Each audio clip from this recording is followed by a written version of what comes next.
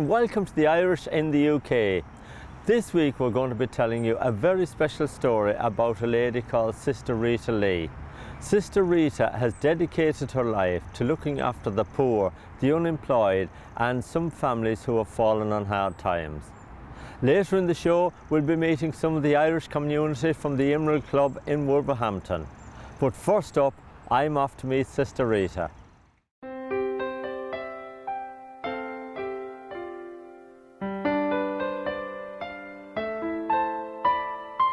Sister, can you tell me, what was it like growing up in Cork City before you come to England at the age of 17? Well, we had great fun because in those days you were able to be out at night on the streets. All the youth gathered together, we played games. Your parents knew where you were. There was never any worry about that. So we were very free, really, in Cork City in those days. And we had great fun, and I loved it. And I doubt if young people today would have the same freedom. Now, what was it like when you left Cork City to come to Manchester at the age of 17? What was it like for you? Were you very lonely leaving? And what was it like when you arrived in Manchester? Well, first of all, I knew from being very, very, very little child that I wanted to be a religious sister. Now, of course, because I was a bit naughty, my mother didn't tolerate that. You couldn't. They'd put you out after an hour. And we used to have fun about it, but it didn't matter to me because I knew. And I had one brother. There were 7 in the family, 6 girls, 1 boy. And he was the most wonderful, wonderful brother. And I think because I was the one who was always in trouble, he was always looking out for me. And he used to stick up for me. I remember when my mother went to give me a blow, he'd stand with me behind his back so she couldn't touch me. And I remember that with great affection because my mother had a hard time with 7 children. And he was a wonderful son to her, really. And it was, whilst it was very free, it was free because there wasn't the dangers then that there would be now. Now, when you arrived in Manchester, age 17, you were a young girl, and you joined the nuns here in Manchester. What was that experience like for you, and where did that take you? Where did it take you on life's journey after that? Well, first of all, I think I always had good confidence in myself, and I was never frightened of saying or thinking out loud. But when I came to England, I travelled for the first time on a plane on my own. And nobody came with me in those days.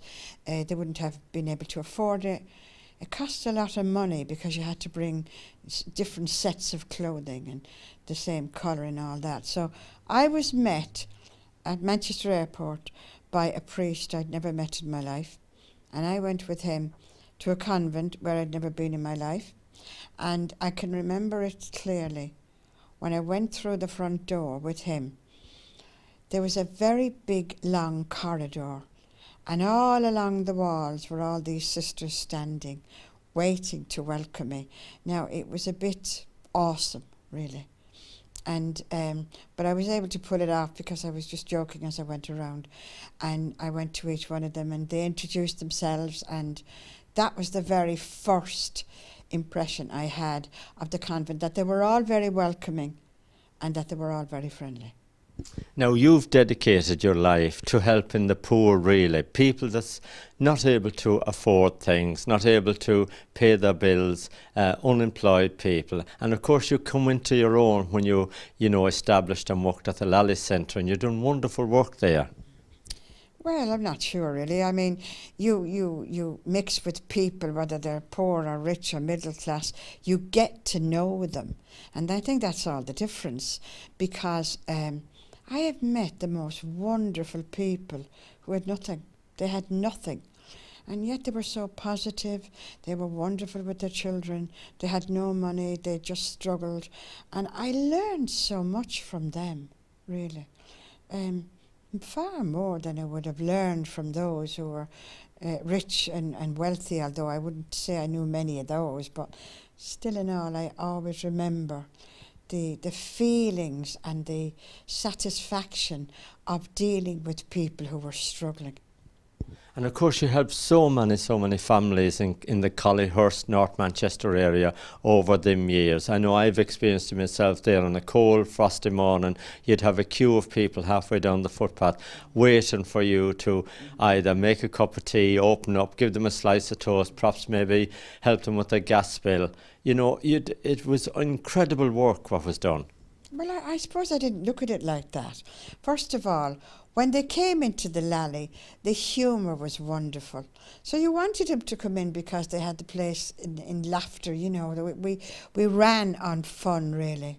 Although I wouldn't tolerate anything, you know, that untoward, let's say, and they knew that.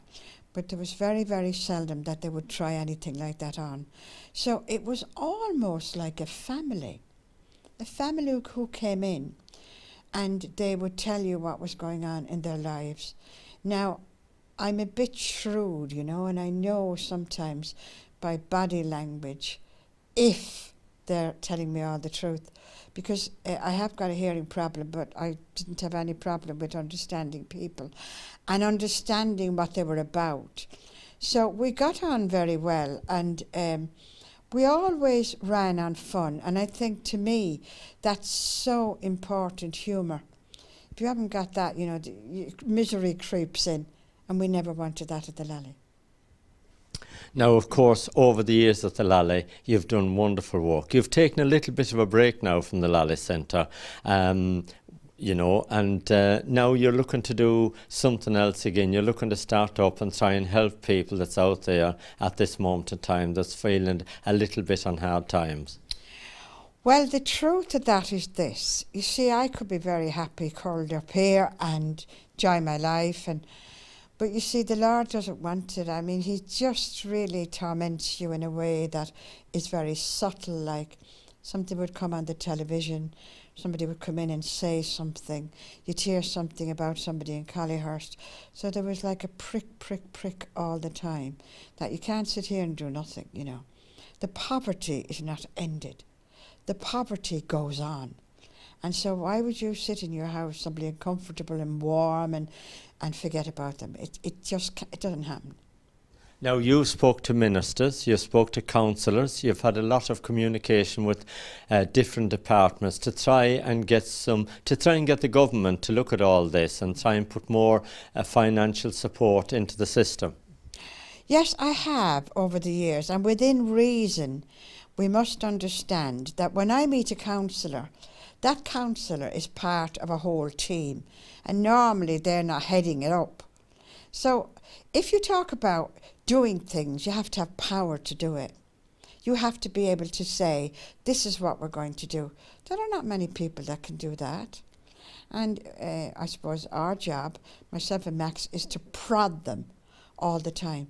Remind them what's going on out there. Remind them about the poor. Remind them that help is needed. So that's really the main job we have. But you know, it's not easy, because who has the power? It's not the people or the councillors, you know. It's the people at the top. What do they know about the poor, really? How have they been into the houses? Have they seen them? Have they seen them struggle? Have they seen their children not having clean clothes to get up in the morning because there's no washing machine? How would they know? So this is not an easy thing to do, you know. It's almost like making people aware, and that's not easy.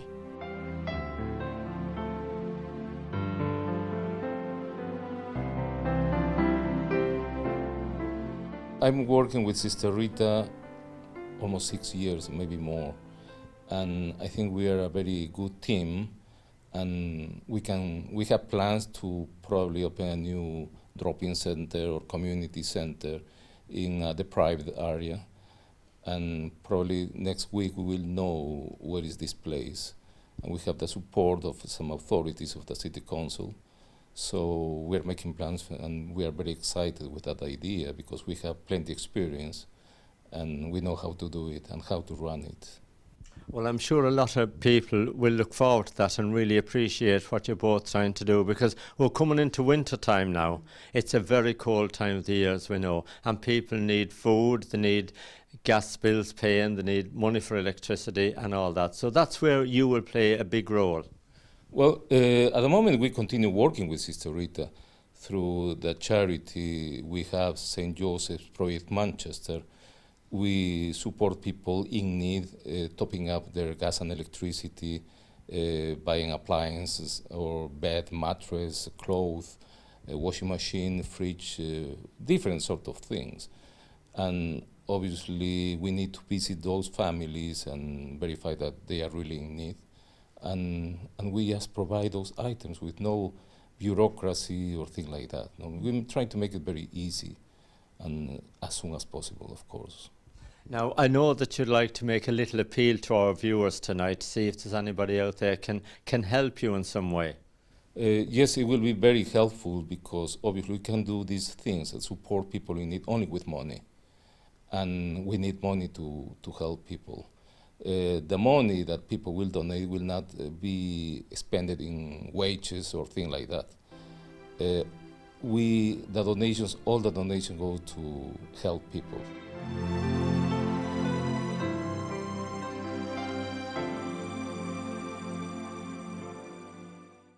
Well, we all wish Sister Rita and Max the very best of luck with the wonderful work that they do in the community. It's time for us to take a short break. In part 2, we'll be at the Emerald Club in Wolverhampton.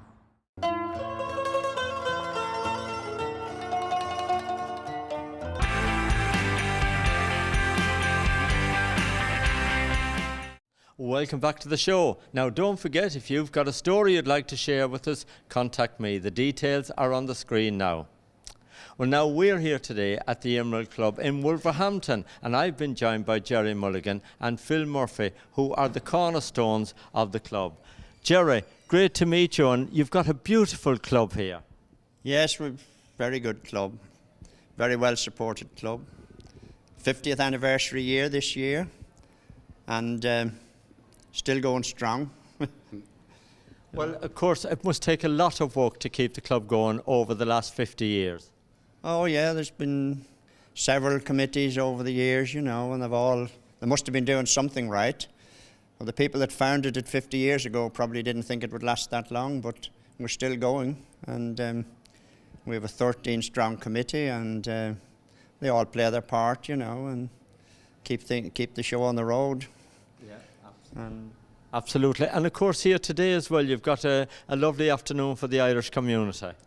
Oh yeah, this Thursday club has been going now for about 11 or 12 years, and it's a great get-together for the pensioners and that don't fancy coming out at night, you know, to events and shows, so they come on the dinner time and they all enjoy it, and it's a great social gathering, you know.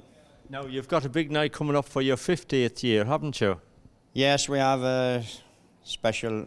We're going to have a free night for everybody, and everybody's invited. Everybody's welcome that's been associated with the club in any way over the years. Every part of Ireland's represented here, you know, north, south, east and west, you know, and they all get on well together, and we've got quite a good support among the English population as well now. In an Irish country home, one evening long ago, sat an old man and his little daughter Nell. Said the girl. Now, Phil, this particular room here that you're in, I know you spent a lot of money refurbishing it, but you seem to cater for everybody, because as I walk around the room, you've got like different sections, like the Wolverhampton section, the Celtic section, you've got the Roses over there, you've got the Gaelic football. You seem to cater for everybody. That's right. Yeah, we put a lot of thought into it. It was done just 12 months ago now. Had a new ceiling, LED lighting, and then we decided to strip the walls bare and really design it from the start and try to cater for everybody. As you say, we've got the Celtic corner, we've got the Wolves corner, because we get a good Wolves support on match days, the GAA corner, and yeah, we try to think of everybody. We ask for ideas on what people want to see here. And we went out of our way and made sure we catered for everybody. Now, St Mary's GAA Club here in Wolverhampton, you've got connections with them, haven't you? That's right. My son Kieran plays for St Mary's at the moment, and my uncle Pa, He played in goal for St Mary's in 1960, and his picture is just behind me now. So yeah, and my father's on the committee, and all my uncles used to come here, and the lads from Limerick, and it was just a great get-together for everybody. How popular is Gaelic football here in Wolverhampton?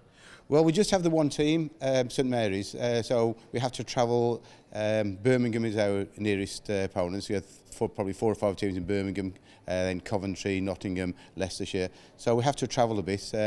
But it's well supported. A lot of the second and third generation Irish lads are learning the game now.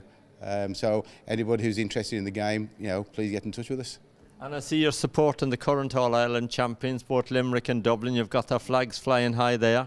That's right, yeah. It's been a tradition now that we fly the flags of the football winners and the hurling winners every year. So that changes. And with my parents being from Limerick, it's great this year to be able to put the Limerick flag up there.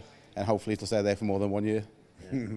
Jerry, you must feel very proud that the club is going so well. It's supported by so many different groups of people, and it's great to see. Oh yes, great, great to see it. And it's still going strong after 50 years, so no reason why it can't continue for another 50. Yeah. Let the next generation take over and keep it going, The tears I cry for you would fill an ocean, but you don't care how many tears I cry.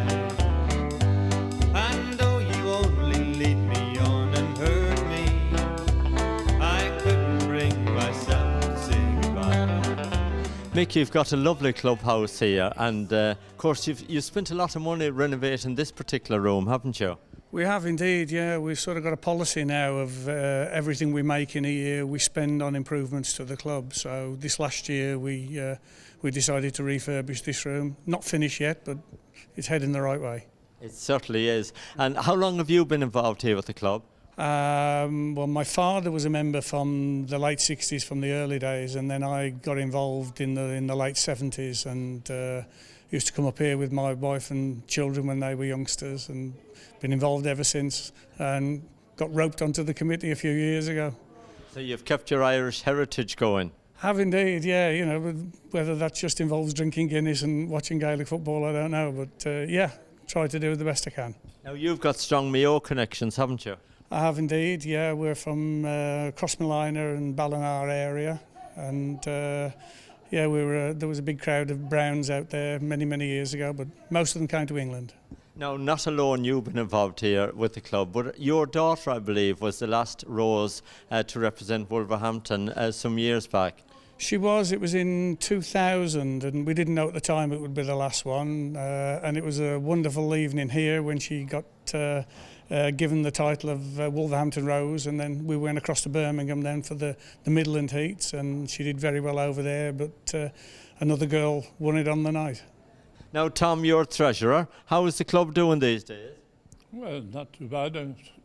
Surviving anyway, and then we're well helped by the Wolves football team.